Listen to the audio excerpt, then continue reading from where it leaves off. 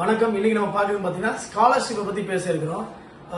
ஒரு சில காலேஜ்ல சேனல்ஸ்ல பார்க்க முடியுது, டிவி சேனல்ஸ்ல நாங்க வந்து 2 லட்சம் ரூபாய் வரைக்கும் ஸ்காலர்ஷிப் கொடுக்குறோம் aviation course and hotel management கோர்சஸ்க்கு. ஸோ ஓவராலாவே 2 lakhsக்குள்ள உங்களுடைய மொத்த காலேஜ் ஃபீஸுமே முடிஞ்சிடும். பிஎஸ்சி ஏவியேஷன் இருக்கட்டும் அல்லது BBL airline airport management and BSc hotel management.